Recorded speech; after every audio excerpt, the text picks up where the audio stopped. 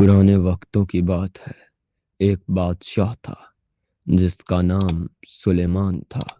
सुलेमान की 3 बेटियां थी, आयशा, मरियम और मारिया। एक दिन सुलेमान ने अपनी बेटियों से एक सवाल किया, तुम मुझसे कितना प्यार करती हो? आयशा बोली, मैं आपसे हीरे जितना प्यार करती हूँ। मरियम बोली, मैं आपसे सोने जितना प्यार करती हूँ। और मारिया ने कहा, मैं आपसे नमक जितना प्यार करती हूँ। यह सुनकर बादशाह को बहुत गुस्सा आया। अपनी इतनी कम कीमत सुनकर वो गुस्से से पागल हो गया। गुस्से में पागल बादशाह सुलेमान ने सिपाहियों को हुक्म दिया कि शहजादी को महल से बाहर निकाल दिया जाए। बादशाह के हुक्म की तामील करते हुए उन्होंने मारिया को जंगल में छोड़ दिया। जंगल में तन्हा खड़ी ये रो रही थी। वहां से एक शहजादे का गुजर हुआ जो पड़ोसी सल्तनत के बादशाह का बेटा था।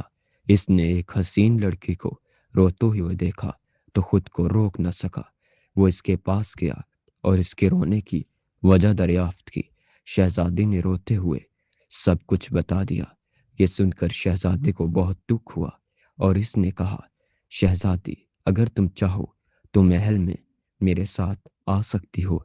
मेरा नाम अली है और मैं पड़ोसी सल्तनत के बादशाह का बेटा हूँ। वो मान गई और इसके साथ चली गई।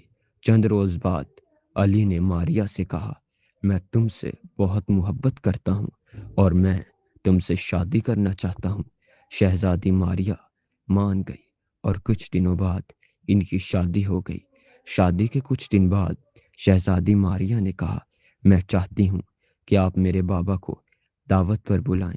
शहजादी की चाहत को पूरा करते हुए शहजादे ने सिपाहियों को खत लिखने का हुक्म दिया और एक सिपाही से कहा, यह तुम फौरन सुलेमान बादशाह के पास पहुंचा दो। खत लेकर सिपाही रवाना हुआ। बादशाह सुलेमान के सामने पेश हुआ। बादशाह सुलेमान ने खत पढ़ा और अपने सिपाहियों से तैयारी करने का कहा।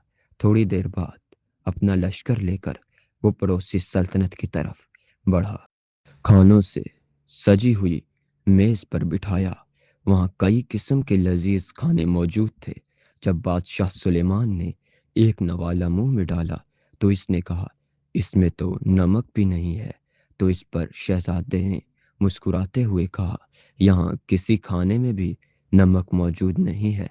इस पर बादशाह सुलेमान ने कहा, इसके बगैर तो खाना बदमजा हो जाता है और मैं नमक के बगैर खाना नहीं खाऊंगा। मैं तुम्हारे साथ हूँ। तुम पेशकश करो जिसके लिए तुमने मुझे दावत दी है। अभी बादशाह ने इतना ही कहा था कि शहजादी मारिया सामने आ गई और कहा, बाबा, आज आप नमक की अहमियत तो जान ही गए होंगे। आप भी अब तक समझ गए होंगे कि मैंने उस वक्त ये क्यों कहा था कि आपसे मैं नमक जितना प्यार करती हूँ।